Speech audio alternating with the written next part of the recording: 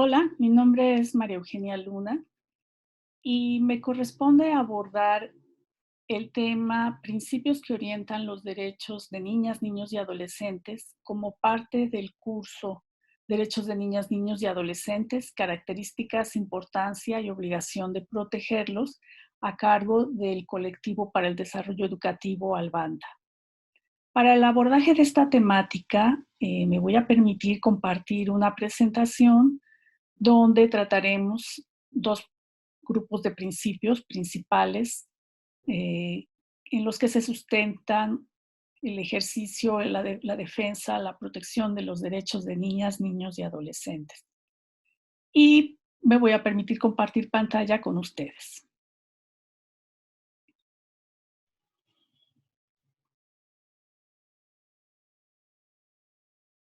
Muy bien.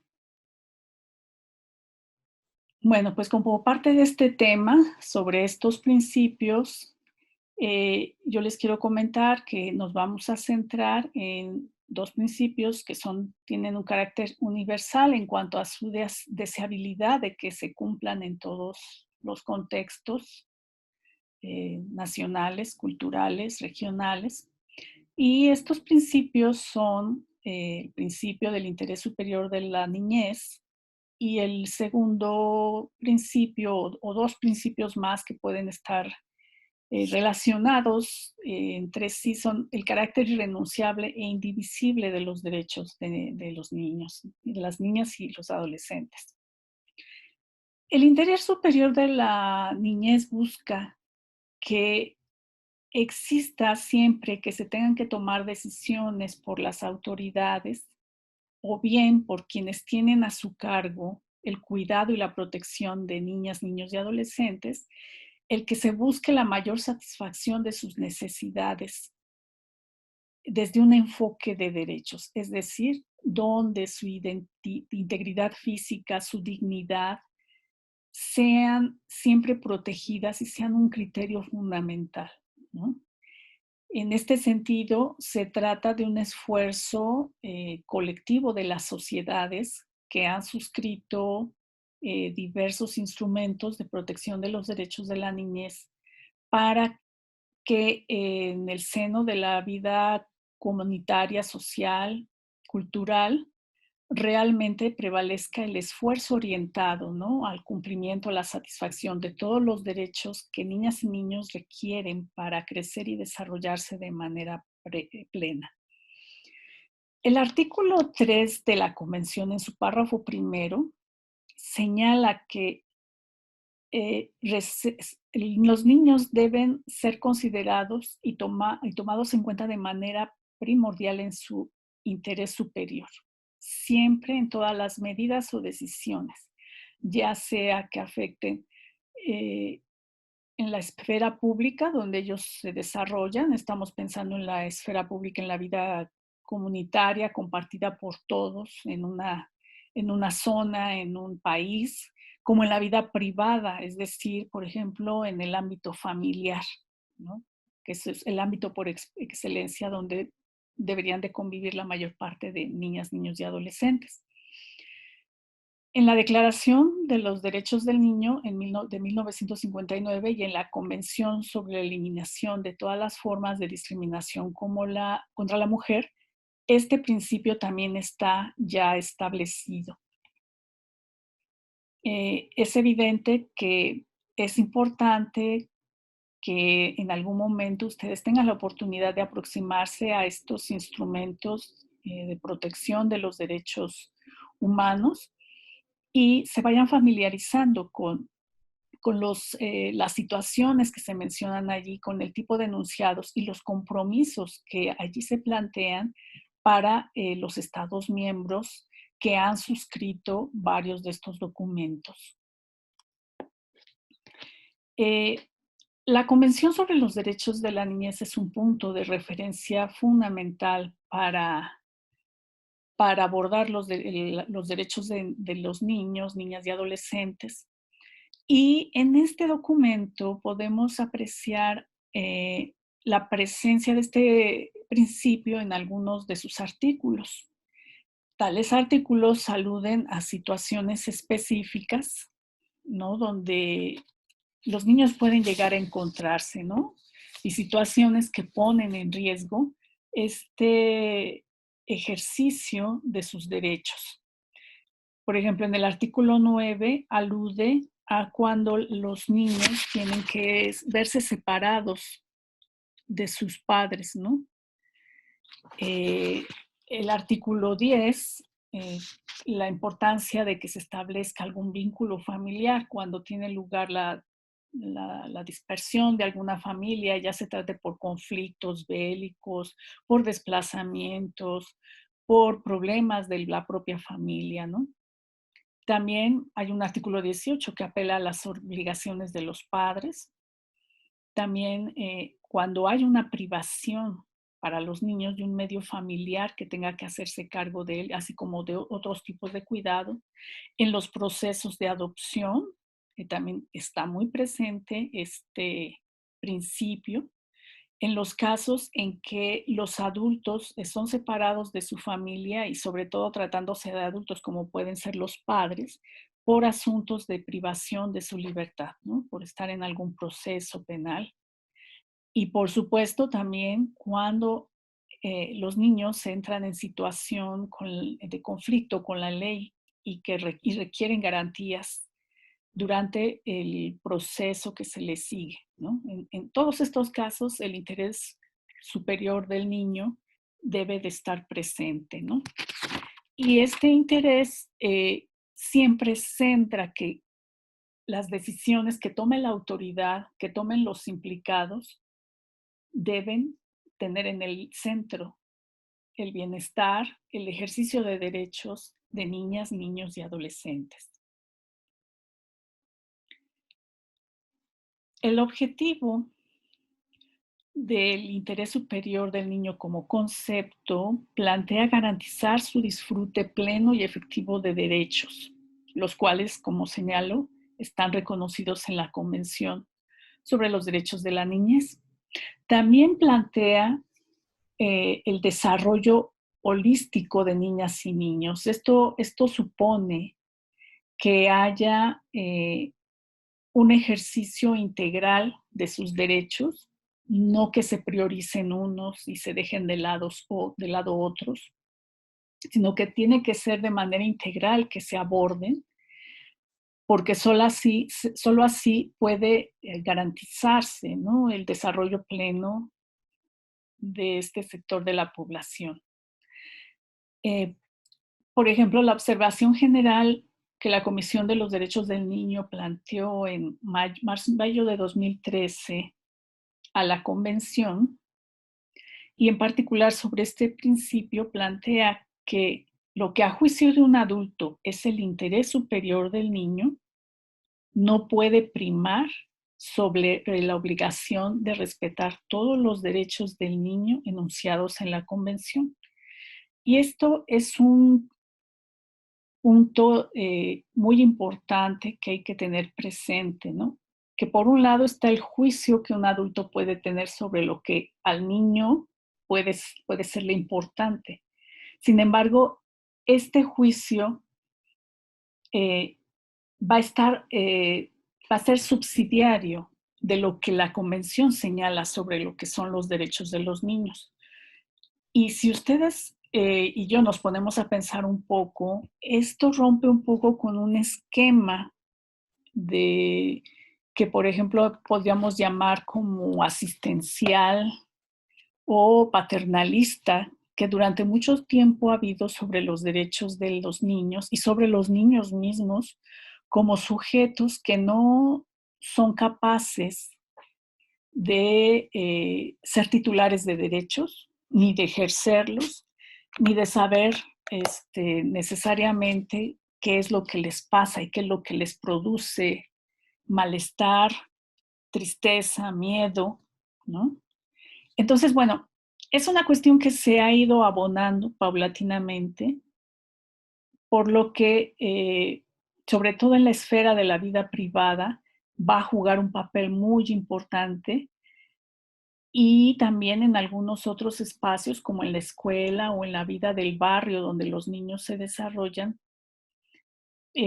para que sepamos, los adultos que convivimos con niños, que nuestro criterio no es el fundamental, no va a ser el que defina la situación de los niños y las niñas, sino que tiene que estar supeditado a lo que señalan la convención. Por otro lado, hay que considerar esto de que no hay una jerarquía de derechos, ya que todos responden al interés superior del niño, por lo que ninguno debe afectarse por una interpretación negativa de dicho interés superior del niño, ¿no?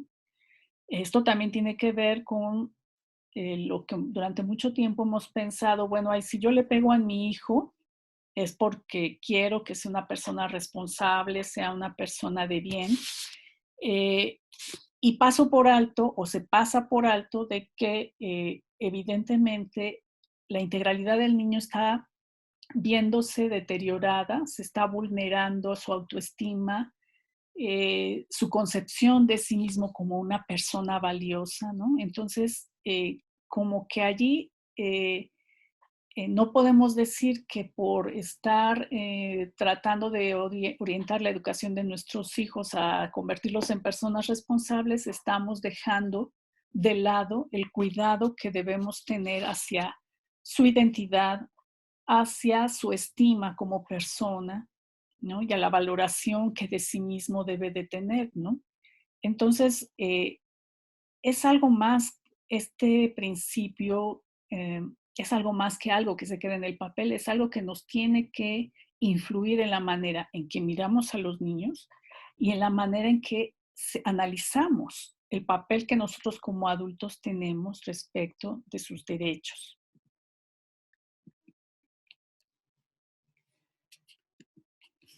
Bueno, por otra parte, se señala que el interés superior del niño es un concepto triple. En primer lugar, es un derecho sustantivo, es decir, el derecho a que su interés superior sea una consideración primordial, la cual se evalúe, se tenga en cuenta al sopesar intereses para tomar decisiones sobre una cuestión debatida, ¿no? Eh, la garantía de que ese derecho se pondrá en práctica siempre que se tenga que adoptar una decisión que afecte al niño, a un grupo de niños en concreto o genérico o a los niños en general, ¿no? O sea, es un criterio bien sustentado, un criterio que va a tener que estar siempre presente y pues especialmente en situaciones críticas, ¿no? Donde la autoridad tenga que intervenir para tomar decisiones en torno al destino o a las condiciones en que vive un niño, una niña o un adolescente. También es un concepto triple porque es un principio jurídico interpretativo fundamental. Esto quiere decir que si una disposición jurídica, una ley, admite más de una interpretación, se elegirá la interpretación que satisfaga de manera más efectiva el interés superior del niño, ¿no? Entonces, no es la que va a convenir a la autoridad, no es la que va a convenir a los cuidadores del niño, no es la que va a convenir a una institución en específico, es la que va a convenir al niño en sus derechos, ¿no? Y también este principio jurídico interpretativo fundamental plantea que los derechos consagrados en la Convención y sus protocolos facultativos establecen el marco interpretativo, lo cual supone la existencia de un marco común, ¿no? No es un principio que se pueda eh, interpretar y reinterpretar a la luz del albedrío o del interés del adulto, ya sea una autoridad, sea una persona en particular, sino que alineamientos, ¿no? Y entonces el conocimiento de esto, desde las convenciones y sus protocolos facultativos, deben ser conocidos por la población adulta que llega a tener mayor contacto con la población de niños, niñas y adolescentes. Y por último, como parte de esta definición como concepto triple, El interés superior del niño es una norma de procedimiento y esto significa que siempre que se tomen decisiones sobre un niño, un grupo de niños o los niños en general, se tendrán que ponderar o estimar las repercusiones, tanto positivas como negativas, de la decisión en el niño o en los niños interesados, ¿no? O sea, ¿qué repercusiones puede haber? Eso es algo que, digamos, eh, en estos momentos no puede pasarse por alto, ¿no? Por ejemplo, si para la adopción de un niño o una niña de por sí es un procedimiento que está bien definido, evidentemente todo esto no va en función de solo de una pareja que desea tener un hijo o de una persona que quiere tener un niño en su vida, ¿no? Sino tiene que ver, bueno, ¿en qué trabaja esta persona? ¿Cuáles son sus características? ¿Cómo son sus condiciones? ¿Realmente va a poder brindar todo lo necesario a esta niña, a este niño, para que pueda desarrollarse plenamente, para que pueda tener una vida donde pueda tener acceso a todos sus derechos, a la salud, a la alimentación, a una identidad, a jugar, a recrearse, etcétera? Es algo que allí es donde se tienen que ver estas repercusiones, ¿no? Y evidentemente la autoridad es la primera que tiene que tomar en consideración como norma de procedimiento este principio. Asimismo, la evaluación y determinación del interés superior del niño requieren garantías procesales, lo que significa que se tengan que contar con instrumentos legales para saber cómo actuar cuando justamente quienes quedarán a cargo de una niña o de un niño, quienes están en contacto con él, pues sean sancionados, evidentemente. Ahora bien, como lo plantea la convención, existen obligaciones a los Estados miembros, ¿no? Las convenciones de derechos, en su mayoría, tienen como rasgo genérico que obligan a los Estados partes, que son los gobiernos representados por los gobiernos de los países que firman estas convenciones, adquieren un conjunto de responsabilidades. La principal de ellas, el realizar una serie de ajustes a toda la legislación que tiene que ver con cierto tipo de derechos, ¿no? Entonces, por ejemplo, a lo que están obligados los estados, y en este caso México, el Estado mexicano, es garantizar que el interés superior del niño se integre de manera adecuada y se aplique sistemáticamente en todas las medidas de las instituciones públicas, medidas de ejecución y procedimientos administrativos y judiciales que afectan de manera directa o indirecta a niñas, niños y adolescentes. En segundo lugar, también velar que todas las decisiones judiciales y administrativas, las políticas y la legislación relativas a niñas, niños y adolescentes hagan evidente que el interior superior de estos sea considerado de manera primordial, además de explicar cómo se ha examinado y evaluado su importancia en la decisión. Digamos que hay toda una serie de trabajos, de análisis, de evaluaciones que tienen que sustentar todas las decisiones que se tomen.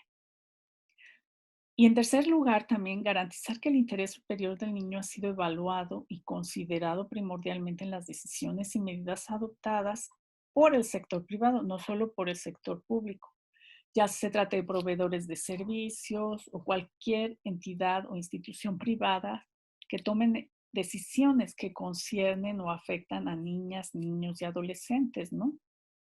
Estoy pensando un ejemplo de esto último, por ejemplo, quienes producen alimentos, golosinas, ¿no? Creo que aquí este principio eh, tiene que estar muy presente, por ejemplo, tendría que estar muy presente en quienes elaboran y comercializan productos dirigidos a los niños, ¿no?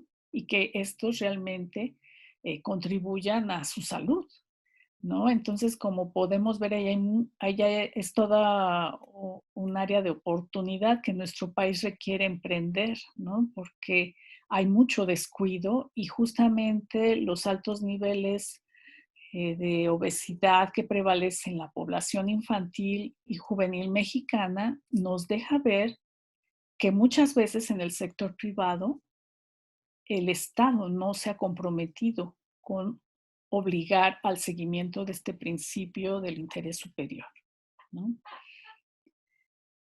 Y bueno, esto es, digamos, como parte de las obligaciones, ¿no?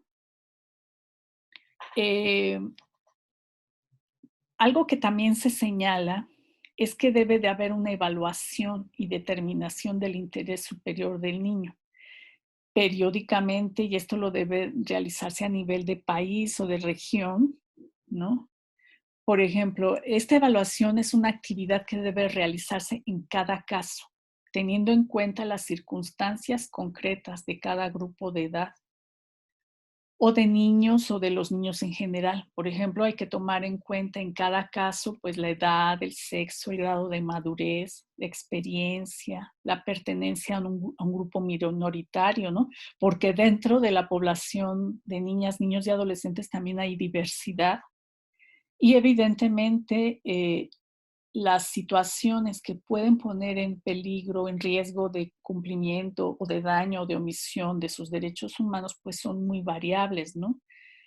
Una gran diferencia es, por ejemplo, entre niñas y niños.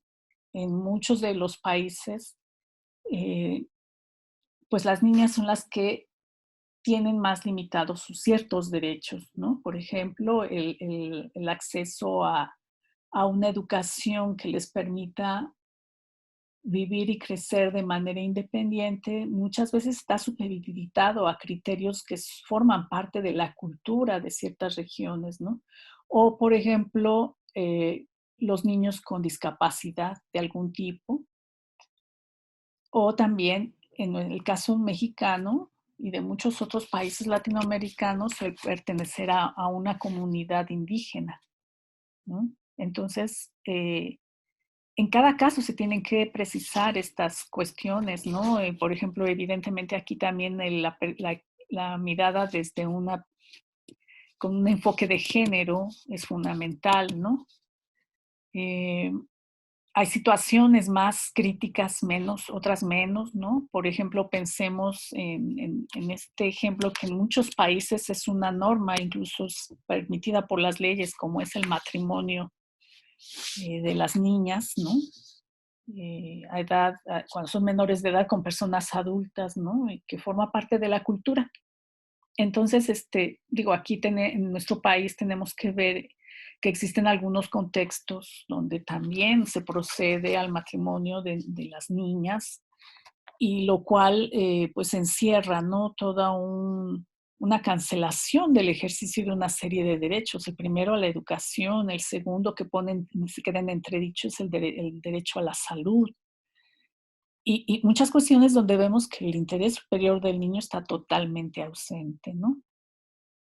¿Qué se debe tomar en cuenta en esta evaluación y determinación del interés superior del niño? Pues la opinión de niñas y niños, su identidad, la importancia de preservar el entorno familiar y el mantenimiento de las relaciones con la familia, el cuidado, protección y seguridad a que tiene derecho cada niña, niño y adolescente, su situación de vulnerabilidad, su derecho a la salud, su derecho a la educación. O sea, es decir, como que hay una serie de elementos que se tienen que poner en juego para evaluar, digamos, como el grado en el que se está cumpliendo o cumplimentando en cualquier tipo de decisión que se tenga que tomar, ¿no? Respecto a niñas, niños y adolescentes. Hasta aquí dejaríamos un poco en esta descripción general lo que es principio del interés superior del niño. Ahora iríamos a abordar un poco ¿En qué consiste el carácter irrenunciable e indivisible de los derechos de niñas, niños y adolescentes? En lo que concierne al carácter irrenunciable, bueno, significa que ninguna persona puede renunciar a sus derechos, ni tampoco puede transferirlos, ni tampoco que alguien se los haga renunciar tratándose de menores de edad, de niños que dependen de otras personas. Nadie le puede hacer renunciar, ni le puede transferir, ni condicionar los derechos, ni cambalacheárselos en una palabra por cualquier otra cosa, ¿no? Que no cenas, no comes porque no cuidaste las vacas, porque no trajiste dinero a la casa. Eso es algo que no, a esto se refiere la irrenunciabilidad. Ni la persona renuncia, ni nadie lo obliga a renunciar, ¿no? Por otra parte, en lo que concierne a la indivisibilidad de los derechos humanos, sucede que cada derecho está vinculado con el resto, por lo que la negación a reconocer cualquiera de ellos o su privación pone en riesgo el ejercicio de los demás derechos.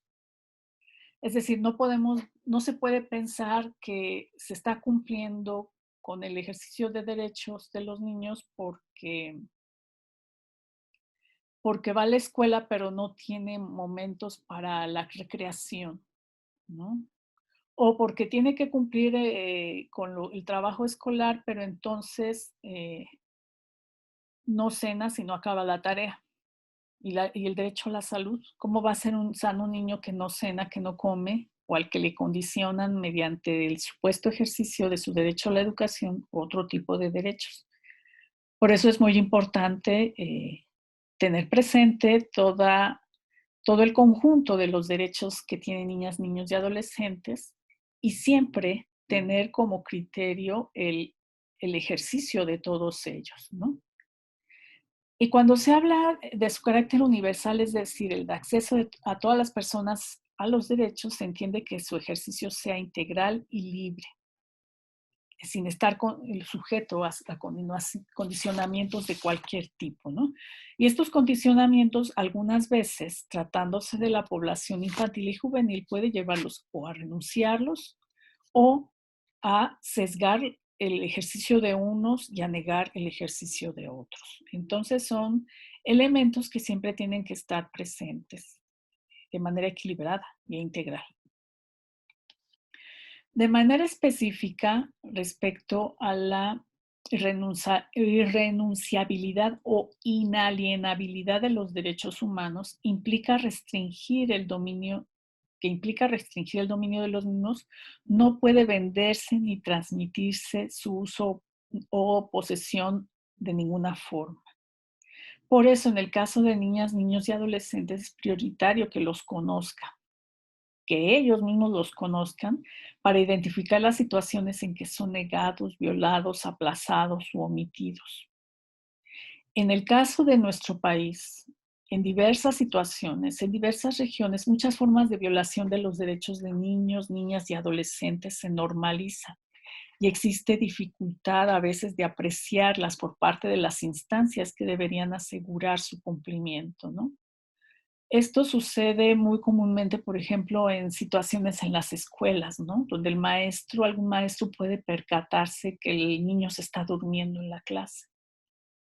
Y bueno, pues el maestro puede quedarse en un nivel de, bueno, este niño se duerme en clase y no trabaja, pero ¿por qué se duerme? ¿Tuvo las suficientes horas de sueño? ¿Desayunó? ¿Cenó? ¿Y comió el día anterior? Entonces, a veces, pues bueno, un maestro puede optar por decir, este niño suele ser flojo, se duerme en la clase y así normaliza esta negación de sus derechos. Así normaliza que son violados de manera sistemática por quienes son sus cuidadores, que pueden ser los padres, los abuelos u otro tipo de personas. Y entonces la escuela, que de alguna manera está encaminada al derecho a la educación, pues al no tener una visión integral de los mismos, pues evidentemente lo que está haciendo es normalizar esa bioforma de violencia, ¿no? Entonces, por eso es importante este principio, porque de alguna manera repercute justamente en el interés superior de la niñez, ¿no? En cuanto a la indivisibilidad de los derechos de niñas, niños y adolescentes, ya comentaba que en diferentes ámbitos de la vida pública y privada prevalecen todavía argumentos sobre que hay prioridad de unos derechos sobre otros, ¿no? Eh, y de esto, pues, hemos comentado algunos ejemplos, ¿no? Como a veces que va a ser más importante que los niños cumplan muchas veces con cuestiones, de la escuela, que cumplan con la familia, y donde a veces se deja de lado lo que es el ejercicio del descanso, del tiempo libre, del tiempo creativo, ¿no? Y allí se desequilibra un poco, ¿no? Y a veces es con respecto a situaciones mucho más críticas, ¿no? Por ejemplo, cuando se trata de la identidad de los niños, ¿no? Es que si un niño, te voy a llevar porque tienes que jugar fútbol, pero al niño no le gusta jugar fútbol. Y entonces el niño le gustan cuestiones más tranquilas y bueno, pues allí el adulto muchas veces impone su punto de vista sobre la forma en que se debe recrear un niño. Y entonces está perdiendo de vista lo que es la manera en que él se identifica como persona, lo que es lo que le hace disfrutar, lo que le hace feliz, ¿no? Por otra parte, por ejemplo, en países como en la mayor parte de los países en los que se han puesto en marcha medidas neoliberales, se da prioridad a libertades y derechos de la primera generación, es decir, a los derechos a actuar libremente, a tomar decisiones, pero muchos derechos como los económicos, sociales y culturales y los derechos de paz, al desarrollo y al medio ambiente han quedado subsumidos, ¿no? Entonces, este tipo de situaciones hacen que se vea comprometido el futuro de la humanidad y de nuestros niños actuales, ¿no? Entonces, esto es algo también que es un esquema que a nivel de sociedad se tiene que replantear, ¿no? Que evidentemente existe la necesidad de proteger las libertades, de desarrollarse de manera libre, pero a veces estos derechos quedan muy centrados en el individuo o en quien tiene la capacidad de actuar con libertad. Y se descuida que existen múltiples situaciones en las cuales se requiere de la solidaridad y de que las relaciones comunitarias se vean fortalecidas por la solidaridad, por ejemplo, en situaciones de conflicto, en cuestiones de la distribución justa de la riqueza en una sociedad, el cuidado del ambiente, ¿no? Y que implica todo otro conjunto de derechos como estos derechos económicos, sociales y culturales, eh, y que de alguna manera también tendrían que ser un foco importante de la sociedad para que justamente el futuro y tanto el presente como el futuro de esta sociedad no ponga en riesgo el desarrollo de las generaciones futuras, ¿no? Un ejemplo de esto es lo que estamos viviendo actualmente con la pandemia, ¿no? Vean ustedes cómo existe un grave conflicto entre lo que es el cuidado de la salud, ¿no? Un cuidado de la salud que no es solo individual. Muchas veces se plantea como que es una cuestión de responsabilidad individual el cuidarse de no contagiar y no contagiarse. Sin embargo, es un problema que en el que estamos todos y en el que se requieren medidas, además del de cuidarnos y de ponernos el cubrebocas y usar gel y la sana distancia, evidentemente también implica medidas que tienen que ver con procesos ambientales que han producido fenómenos de deforestación, de muerte de fauna vinculada a esa flora que ha desaparecido y que es generadora de nuevas cepas que, según dicen los científicos, pues al no transitar por toda esta cadena o estos ecosistemas que antes estaban, pasan a nosotros los humanos y pues nos toman desprevenidos y tenemos situaciones como las actuales, ¿no? En pocas palabras, nuestro derecho de la salud no puede estar comprometido por la libertad de mercado, ¿no? De quienes han utilizado materias primas de manera irracional. Y justamente esto también se aplica en la esfera de los derechos de niñas, niños y adolescentes, ¿no? De este modo, su presente y futuro se ve comprometido.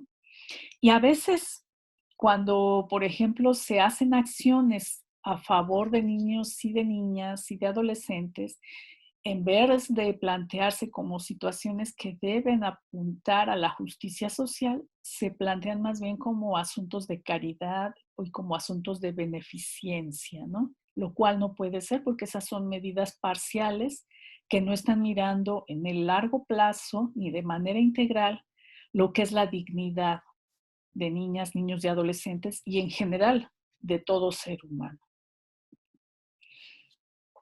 Para abordar algunas expresiones de estos principios subyacentes a los derechos humanos, de estos principios del interés superior de la niñez, eh, la, el carácter irrenunciable e indivisible de los derechos, he querido presentar algunas situaciones encontradas en la prensa de nuestro país que nos pueden remitir a cómo en la vida pública, pues es muy posible que nos tengamos que topar con algunas de estas situaciones, ¿no? Y que nos puedan llevar a tener que pensar en torno a estos principios y a reflexionar en cuáles serían los caminos para poder aplicarlos y darles vigencia, ¿no? Por ejemplo, esta es una noticia de nuestros días donde se habla que la pandemia agrava el caso de niños no registrados. Más de 300,000 niños no existen porque no están registrados. Y la nota señala, ¿no?, que la crisis sanitaria por la pandemia de COVID acentuó el problema de los menores que no cuentan con un acta de nacimiento, pues desde el 12 de marzo, cuando se detectaron los casos de contagio, nacieron cerca de 750,000 niños, de los cuales 300,000, o sea, el 40%, no han sido registrados debido a que muchas entidades cerraron las oficinas del registro civil por confinamiento. Bueno, aquí tenemos una situación que, bueno, desde nuestra lógica, evidentemente tuvieron que centrarse cuando estábamos en semáforo rojo, todas las oficinas de gobierno, pero los niños no dejaron de nacer. Y para que un niño sea considerado como un ser acreedor a derechos, necesita tener un nombre, necesita tener un acta de nacimiento, necesita estar registrado. Entonces aquí si nos ponemos a pensar en lo que es el interés superior de la niñez, evidentemente aquí hay una falla enorme, donde pues seguramente no se van a poder, no va a poder estar abierto de día y noche el registro civil para ir a registrar a estos niños. Pero no se ha pensado en un mecanismo que sustituya algo que garantice este derecho a la identidad de los niños y niñas que nacen. Recuerden ustedes que, pues bueno, si un niño se enferma, si un niño tiene que tener acceso a las vacunas o cualquier otra cosa, necesita tener un acta de nacimiento para que tenga una cartilla de salud. Para cuando entra a la escuela, igual lo mismo, ¿no?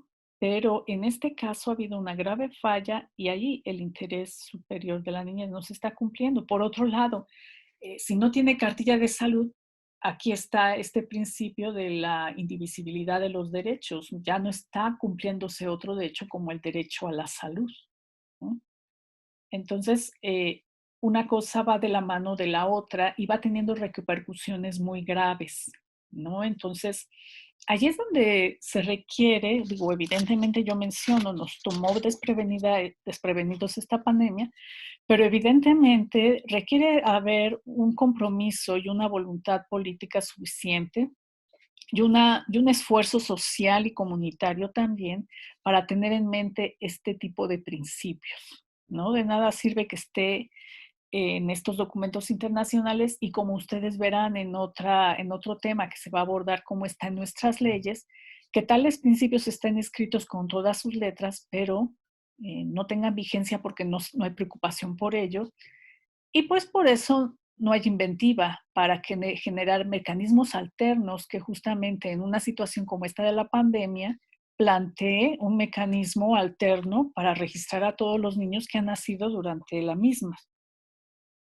Este es un ejemplo de cómo podríamos ver un caso y cuántos casos de estos hay en nuestro país y en diversas regiones, ¿no? Bueno, otro asunto donde podemos reflexionar en torno a estos principios es el que tiene que ver con los migrantes, niños y niñas y adolescentes migrantes que transitan por nuestro país, ¿no? La mayor parte de ellos son niños centroamericanos, no por eso dejan de ser niños y no por eso vamos a decir que esos no son nuestros niños y no nos importa.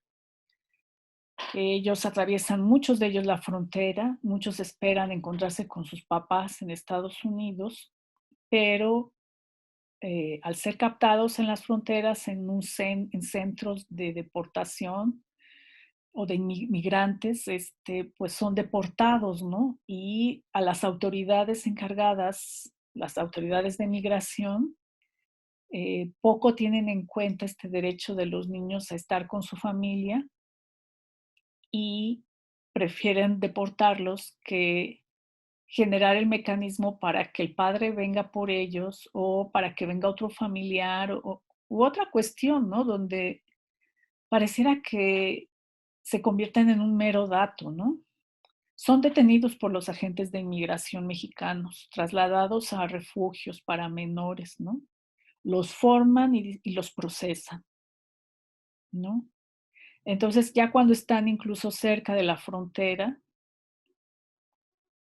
no pueden reunirse, ¿no? Y allí todos estos criterios planteados sobre la prioridad que tiene que los menores estén con su familia, parece que al ser migrantes pierden el estatus de niños, pierden el estatus de seres humanos, se convierten en delincuentes, lo cual donde decimos, bueno, justamente allá hay un camino muy arduo por andar para que justamente en estas circunstancias allí los hacen renunciar, allí la autoridad los hace renunciar a derechos que son irrenunciables, ¿no? Entonces veamos cómo incluso nosotros como mexicanos, cuando vemos a personas de otros países, eh, podemos inclinarnos a tener la predisposición de que pierdan derechos, pues ellos se vinieron, fue por su voluntad, nadie los obligó. No podríamos considerarnos como familiarizados con los derechos humanos en general y de los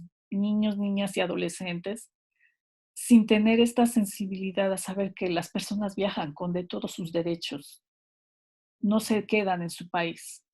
Los derechos humanos, los derechos de la niñez los llevan consigo.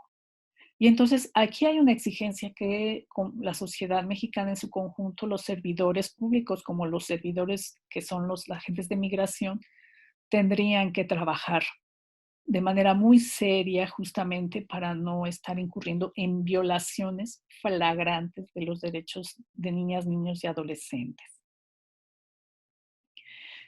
Y bueno, otro caso, ¿no? Que justamente es muy común de un sector de la población infantil, que si de por sí los niños, niñas y adolescentes en contextos como los nuestros son sectores vulnerables, la niñez indígena lo es al doble o por dos, como dicen actualmente los niños, niñas y adolescentes de nuestros días, ¿no? Aquí me apoyé más que en una nota periodística en una ponencia de alguien que hace un estudio de mayor profundidad, ¿no? Donde se hace un estudio de grupos poblacionales en comunidades urbanas, me parece que en particular en algunos contextos como la Ciudad de México, y donde justamente quienes son los grupos más vulnerados, pues son los que pertenecen a comunidades indígenas que han migrado a las ciudades, incluyendo sus niñas, niños y adolescentes, que viven complejas situaciones de discriminación y privaciones de derechos, ¿no? Y aquí hay algunos datos duros, ¿no? Que la niñez trabajadora indígena en la Ciudad de México es el doble que la que no es indígena. O sea, de por sí hay muchos niños que están trabajando, ¿no?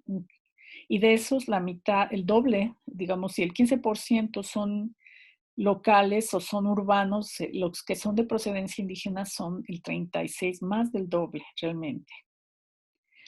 Y que 60% de niñas y niños indígenas trabajadores no asisten a la escuela, ¿no? Y que es un porcentaje mayor a la población de la niñez trabajadora no indígena, lo cual tampoco es un asunto de orgullo nacional, ¿verdad? Porque, por supuesto, allí tanto su derecho a la educación como su derecho a la salud, porque en muchas oportunidades esto es un trabajo muy precario, ¿no?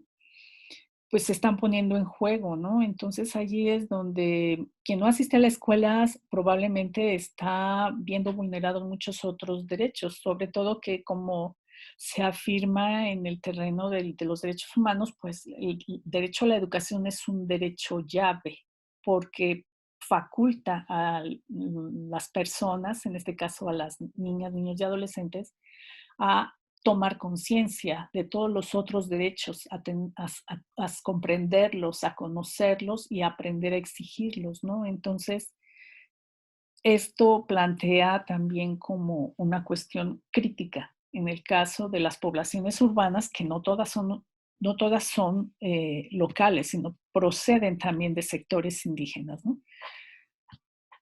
Y bueno, esto tiene repercusiones, ¿no? Porque en general en México dice un 16.6% de las personas indígenas mayores de 15 años no han asistido a la escuela y la tasa de analfabetismo es 4 veces mayor entre la población indígena, 4 veces mayor que entre la no indígena, ¿no? Entonces podemos pensar cómo todas estas brechas, esta brecha que hay entre quienes nunca tienen oportunidad de ir a la escuela se centra en la población indígena, ¿no? Y esta brecha ya no es solo de alfabetización, también es una brecha digital y son brechas que se van profundizando y generando por la falta de atención, por la falta de reconocimiento de estos derechos fundamentales, de estos derechos indispensables, irrenunciables e indivisibles, que son los derechos humanos y los derechos de las niñas, niños y adolescentes. De esta manera, pues esta temática creo que nos lleva a la reflexión. ¿Qué retos hay para la promoción de los derechos de niñas, niños y adolescentes desde el servicio público, tomando en consideración estos principios que hemos revisado, ¿no? Y bueno, pues tienen que empezar a surgir algunas ideas. Yo aquí planteo algunos retos que evidentemente se seguirán trabajando y que es deseable que en la medida en que ustedes avanzan en este curso vayan teniendo claridad de lo que les va a corresponder a partir del trabajo que realicen de manera específica. Por ejemplo, la importancia de escuchar y tomar en cuenta la opinión de niños, niñas y adolescentes. Todos tienen voz y tienen experiencias sobre lo que han vivido tanto en el ámbito público como privado. Cuando los niños, niñas y adolescentes no saben que están renunciando a sus derechos, por lo que yo comentaba hace un momento, se normaliza esta renuncia obligada, que es una violación. Es necesario visibilizar lo que se ha vuelto invisible, ¿no? Desde donde estemos cada quien. Yo ponía el ejemplo de los maestros, ¿no? Cómo pueden normalizar una violencia que los niños viven a sus derechos en casa y qué otras violencias se viven en la escuela y qué otras violencias se viven en la calle o cuando se da un servicio de salud, o cuando van a una ventanilla de información, o cuando un adolescente, ¿no? Que ha sufrido violación, tiene que ir a solicitar apoyo, etcétera, ¿no?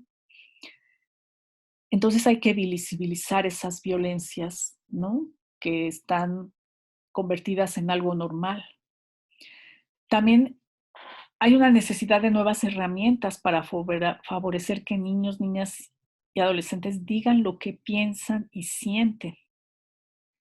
Y que lo digan porque va a haber alguien que lo va a escuchar y alguien que va a pensar que estos niños, niñas y adolescentes, de acuerdo con su edad y nivel de desarrollo, maduración y crecimiento, pueden expresar. Y no todos los niños les podemos hacer cualquier pregunta, hay que buscar recursos, ¿no? Por ejemplo, la construcción de nuevas relaciones y profesiones, ¿no? ¿Cómo deben ser los abogados de que trabajen con niños? ¿Cómo deben ser los tutores, los cuidadores? Muchas veces el trabajo con niños, en términos generales, en diferentes ámbitos de la vida social, se ve como un trabajo de segunda. ¿Por qué? Porque son niños, cuando en realidad tendrían que ser la pieza fundamental de nuestra sociedad, ¿no? Y justamente los profesionistas con mayores herramientas son quienes tendrían que estar cerca de ellos, sobre todo cuando hay un asunto de violación de sus derechos. Asimismo, pues se requieren más investigaciones sobre la perspectiva de niños, niños y adolescentes. ¿Qué piensan ellos sobre el maltrato que ven, que viven? ¿Qué piensan sobre la separación de sus padres, sobre la enfermedad, sobre su futuro? Y por ello es muy importante que haya procesos, oportunidades de participación creciente de niñas, niños y adolescentes en asuntos que les interesan y afectan, ¿no? Digo, contamos con estas prácticas de las consultas, la consulta infantil y juvenil, que a veces se lleva a nivel federal, también las consultas de niñas, niños y adolescentes a nivel local, como la que hay en la Ciudad de México, ¿no? Muy importante. Estos son recursos muy importantes, pero es necesario ampliarlos, es necesario hacerlos más consistentes para que tengamos la posibilidad de que los niños realmente pues confíen en la sociedad en la que están viviendo. Bueno, y por último, aquí solamente presento alguna bibliografía que puede ser muy interesante. Eh, por ejemplo, este es un texto de dos abogadas mexicanas que habla sobre el interés superior del menor en el marco de la adopción y tráfico internacional. También los textos de UNICEF. UNICEF tiene varios estudios, tanto regionales como de documentos normativos, por ejemplo, de las observaciones del Comité de Derechos de los Niños. Es un texto muy importante, ¿no? Donde plantea observaciones a la convención y de cómo tendrían que empezar a movilizarse, ¿no? Y el otro texto de la adecuación a la normativa, a la convención, aquí es un texto que yo recomiendo mucho porque además de que es reciente, todavía de 2019, nos presenta no solo el caso mexicano, sino de todos los países de la región latinoamericana. Entonces ahí se pueden apreciar tanto las necesidades que han ido atendiendo, las acciones que han emprendido y las sugerencias, los comentarios críticos que la propia UNICEF hace a cada estado, justamente para procurar que haya un ajuste a los derechos de los niños en las legislaciones, en las instituciones de cada país. Y bueno, esto es lo que yo les he querido compartir respecto a estos principios que son tan importantes y pues me ha dado mucho gusto poder participar en esta temática. Muchas gracias.